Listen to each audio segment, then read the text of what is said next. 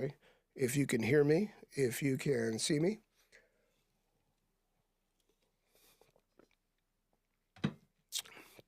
And I will just talk about what I was talking about before. So the first thing I was talking about is how I broke this microphone. And let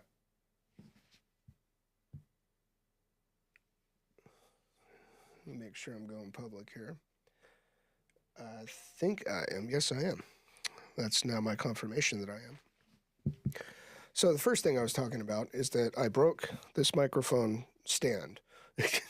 So I was adjusting the microphone and I broke this, not the boom arm part of it, but the way that it attaches down there. So I'm going to have to use it just like this. And wanted to hang out. It's Friday.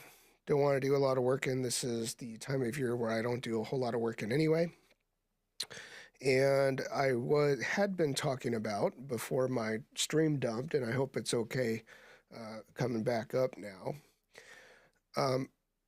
I had been talking about Black Friday and about how commercialized the whole thing has become and how it is not very good for me because I am a full-time real estate photographer and I make the vast majority of my income in the second and third quarter of the year. So like 80% of the income that I make is in the second and third quarter of the year. And so the fourth quarter and the first quarter.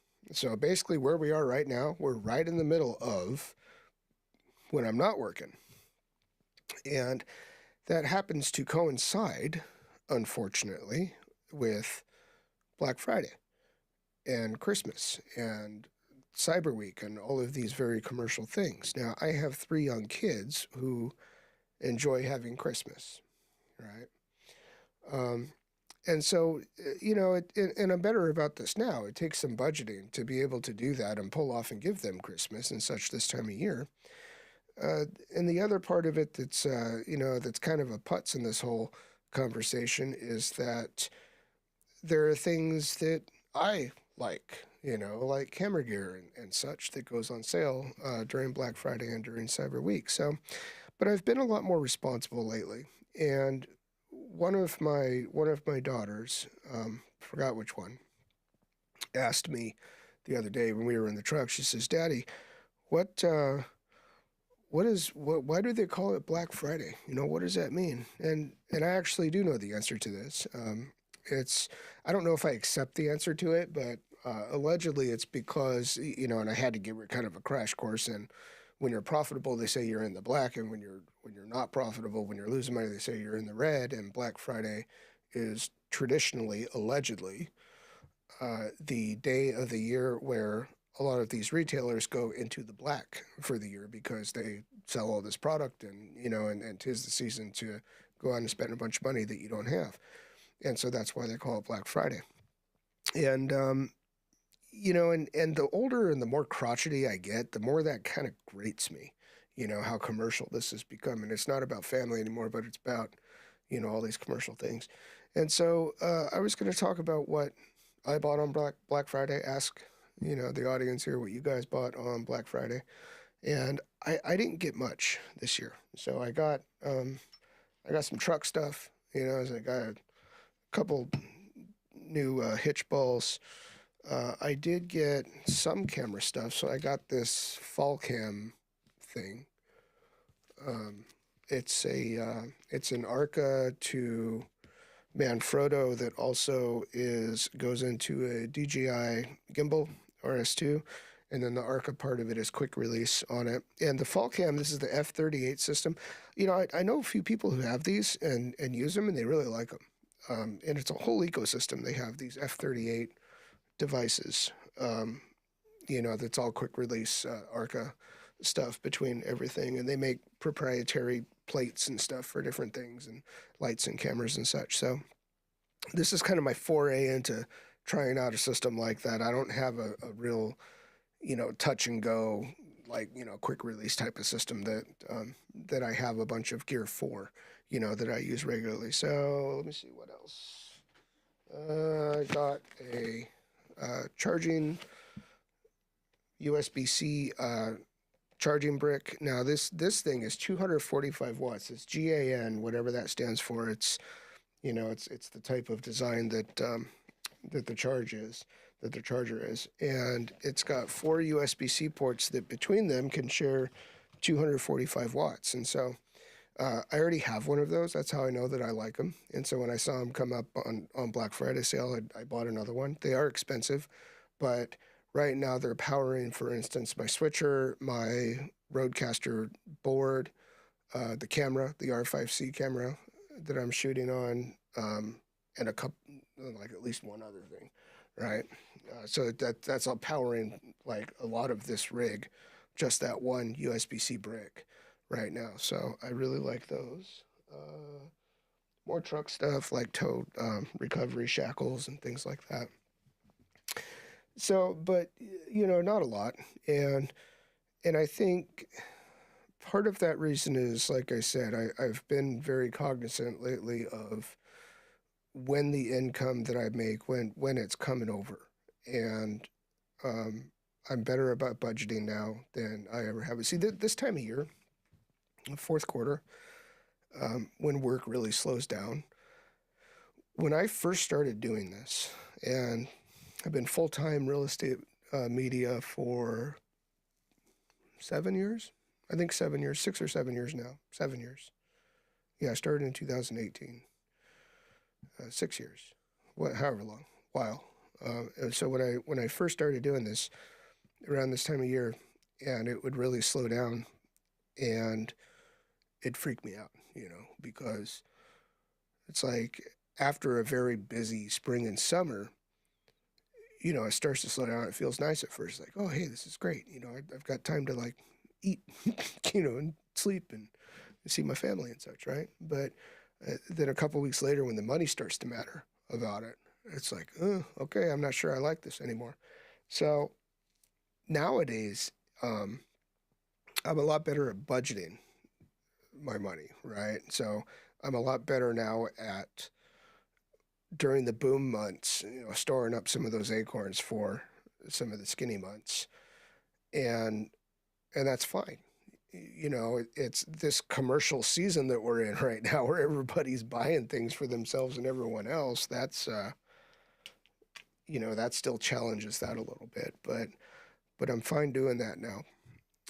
And so, and the other part of this too, with me, is when it comes to camera gear, particularly the camera gear that I have and that I use, and the lights and the microphones and and all that, I don't feel the need to buy anything else right now. Like there isn't, I don't think anything that was released in 2024 where it's like, oh man, I gotta have one of them. You know, I did buy a very expensive Leica camera that did come out in 2024. So I guess that's the exception, but that's not that's not something that I'm going to. I mean, I'm certainly going to deliver shots from it that that I've taken with it, but that's not completely a work thing, you know. And that's another conversation for another day. But in 2024, there hasn't been anything released where I'm really like jonesing for it.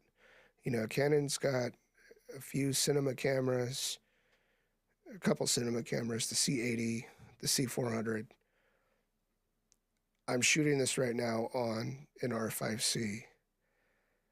And when I take a look at, well, let me back up a little bit. When the C400 and the C80 were first announced and started to ship, and you started to see content made with them and such, at that time, I took a look at the content that was being produced by it.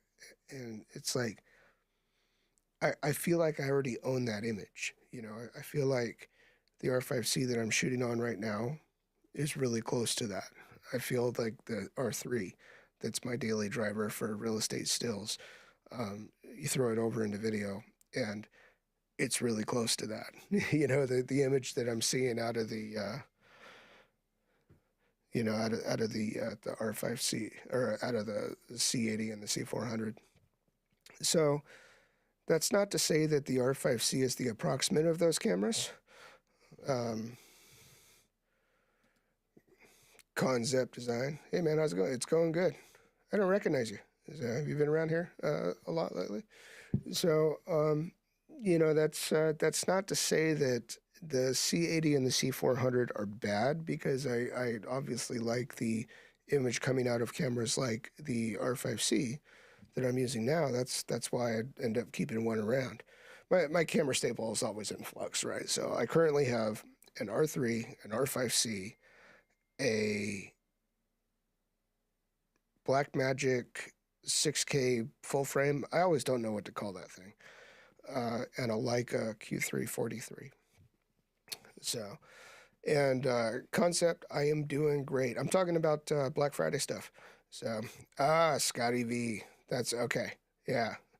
So Scotty, you are very pertinent to this conversation then, because I'm talking about the C80 and the C400 right now, and how, I don't really feel the need to buy either one of those, because I feel like with the R5C and the R3, I kind of already own that image, that kind of oversampled, very crunchy, very detailed Canon log image.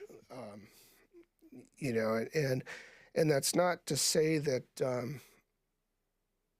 That's not to say, and I see your next comment here, and that's kind of where I was going with this too.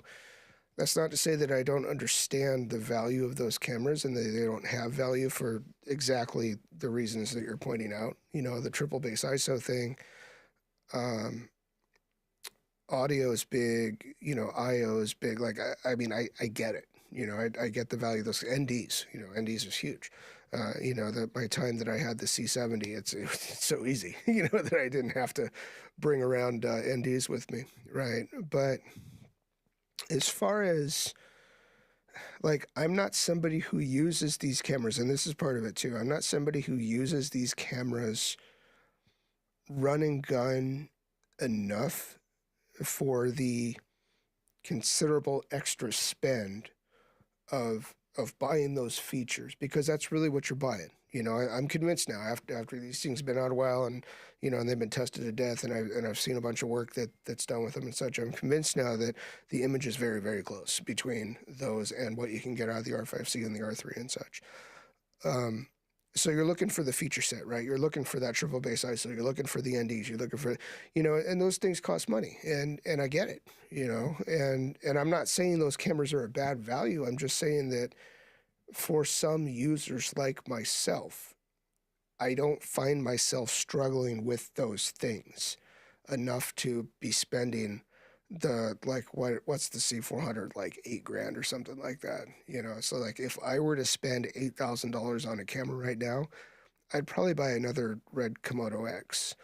And that's not to say that one of them is better than the other at that price point, but that's to say that I feel like I already own the image of the C80, C400, more so than I feel like, the Red Komodo X would give me a different tool to use than those other cameras. Plus, okay, so talking about the triple ISO, and that is cool. So I'm somebody who, when I started doing real estate video, I don't remember what I was first using, but I evolved into, I was using those awful 8-bit Sonys, like the A7 III, because there wasn't anything else at that time, to do video. The only high frame rate mirrorless stuff you had at that time were the Panasonic, the Micro Four Thirds, like the GH5 and stuff, right? I ended up using Reds and stuff too, big DSMC2 Reds, but I ended up getting a A7S III, which I still think is a fantastic camera for real estate video. Probably the best, still to this day, for real estate video, the A7S III.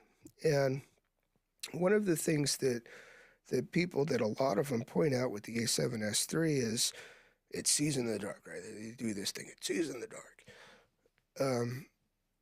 Now, I never liked to go up to the 12,800 base ISO on that camera. So for anybody living under a rock, the A7S III has 640 as their first base. Although I think like there was an update where like now it's 800, which is weird. Like I think an update updated it at some point. But 640 base ISO or 800, whatever it is nowadays.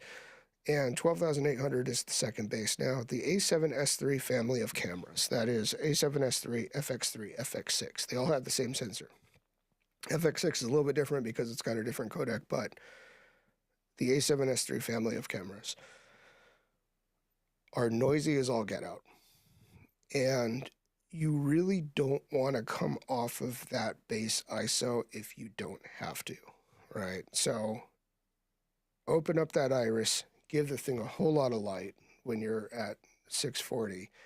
And then once you get up to like that 1600, 3200 type of area, you want to jump all the way to 12,800 on that camera because those middle ISOs look like trash.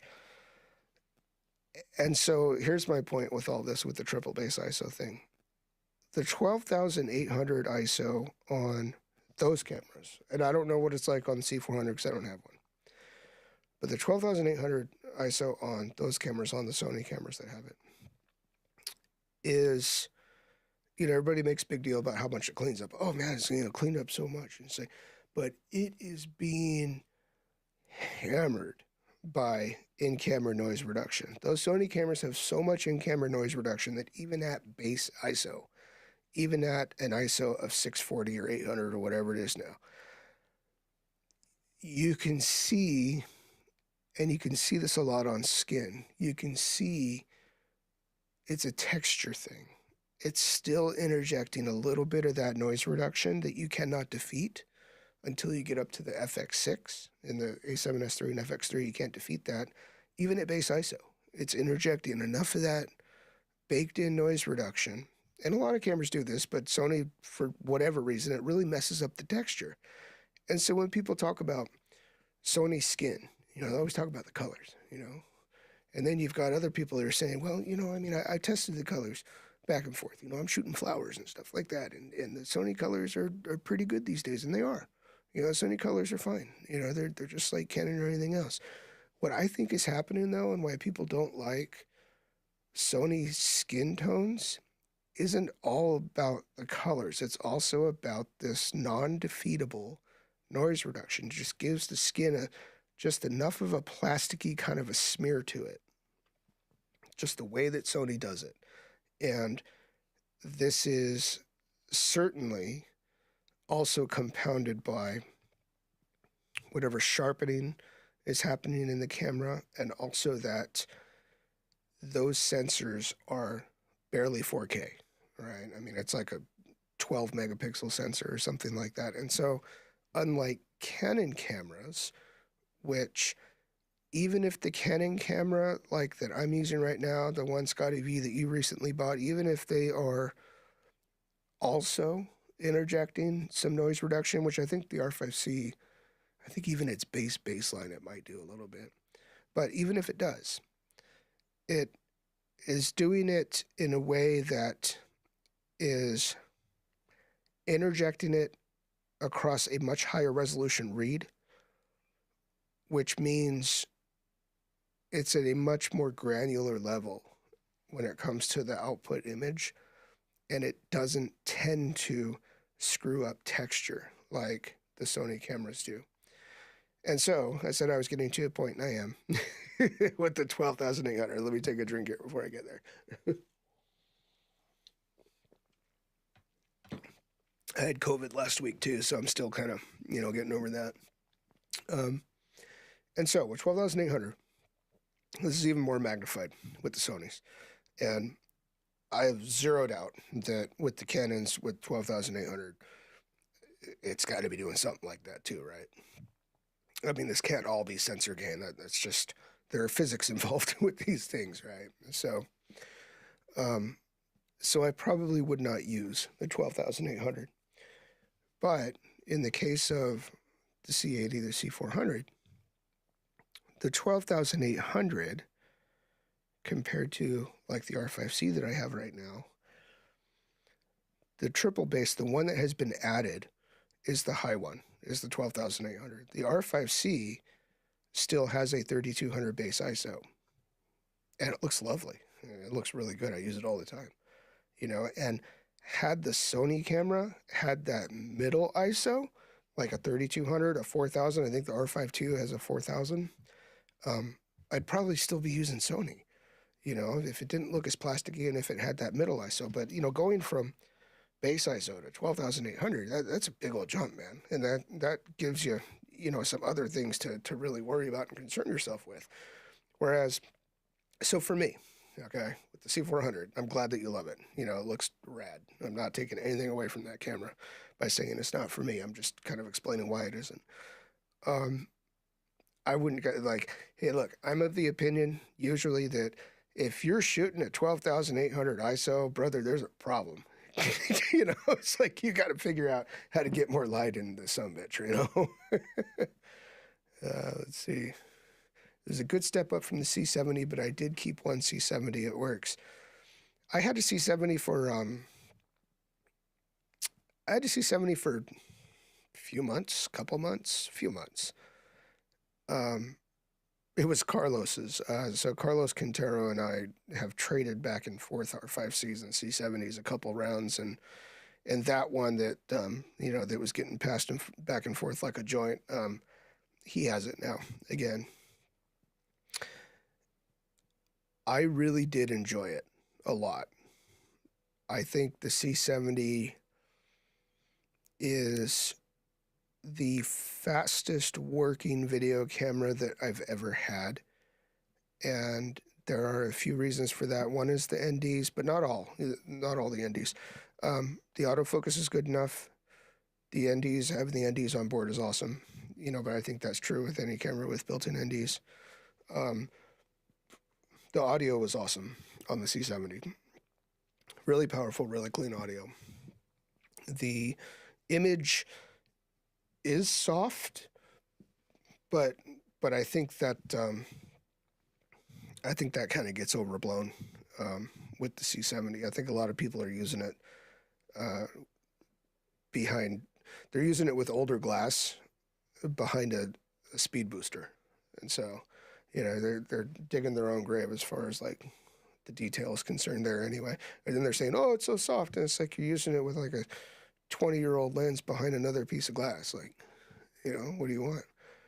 Use it with a new RF lens and tell me how it looks then. Because I'll tell you what, when you use it with a new RF lens and then you hit it with a bit of contrast in post, doesn't look that soft to me. I mean, it's not going to be as detailed as some of these other ones, like like the C400 you're talking about, or the R5C that I'm shooting on right now. It's not it's not as high a resolution as these things are. So 3,200, 2,000 generally looks great. No melted wax look. Yeah, that's what I really hated about the Sonys, man. And that's just in general. Across Canon cameras, I don't find that to be true. Like I did with the Sony cameras. The Sony cameras they have a really like plasticky type of smeary look to them, and it's not something that's so apparent that anybody will see. Most people will not see. Most people won't notice. But the problem is, we have a little bit more experienced eyes with these things because we work with these tools. And so when you do see it, you're never going to unsee it. That's really what took me out of the A7S III. Now, don't get me wrong. I mean, this is horses for courses too, right? So the A7S III still for real estate, I think, is probably the best camera out there for real estate video, because that doesn't tend to matter, for real estate video. If you have like a little bit of a texture smear or whatever, that is going to be imperceptible. But people look weird with it because of that, So anyway, Scotty, what'd you buy for Black Friday, Cyber Monday? Do you have kids, brother? So did you buy anything for the kids? So we got we're trying to, we're typical Americans, right? We have jobs and careers and make decent incomes, but um, still can't seem to get ahead, a whole lot. Um, we've got a good retirement going. Um, I mean, we're doing all the right things, but it's just, especially where we are here in the Bay Area of California, man, and being homeowners and everything, and three kids in private school, and it's like, I mean, there's no money left over, after all that. And so, we will retire nicely someday, but until then, we still have to watch our money at least a little bit. And so we don't tend to do huge, like when I do stuff like buy a Leica camera, it's because I can deduct that. And it actually is adjusting my gross income downward, and so that's how I justify it anyway, right? but but if I buy, you know, some big, multi-thousand, like the equivalent thing, like for my kids or whatever, I just got to eat that like entirely, you know. And so we don't end up doing as many of those things, but we have an RV that we bought an RV during lockdown, and so we enjoy that with our kids, and we take that places, and I'd like to use it more often than we do because what else has happened was since then. So we bought it in 21, maybe 20. We might have bought it in 2020. It was during it must have been 2020. It was during lockdown that we got it.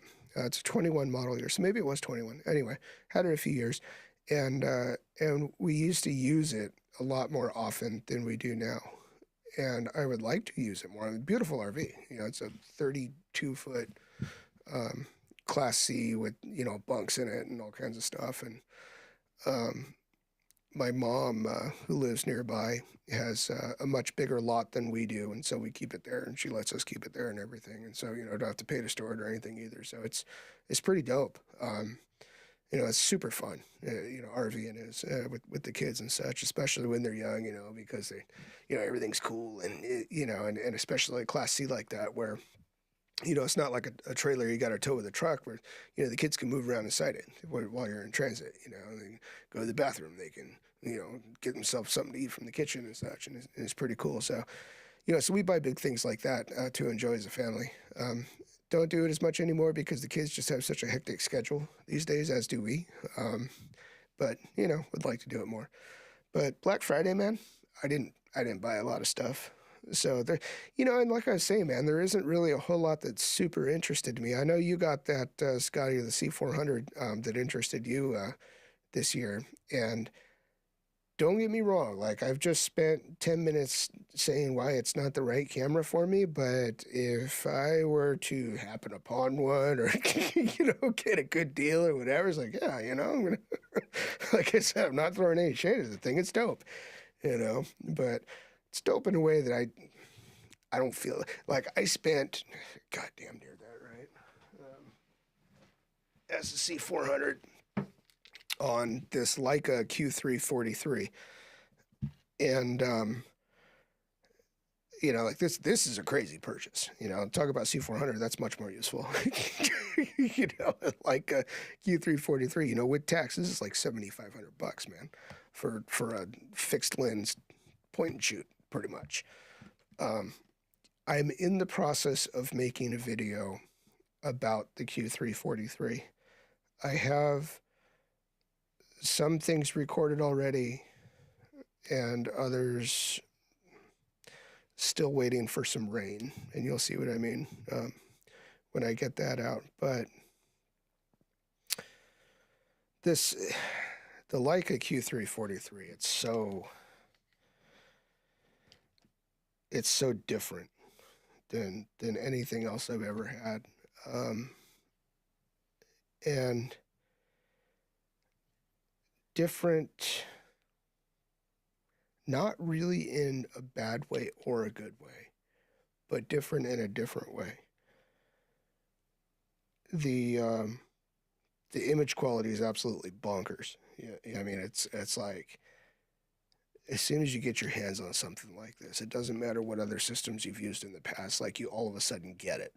It's like, oh, that's what people are on about like it really it's something to see, you know.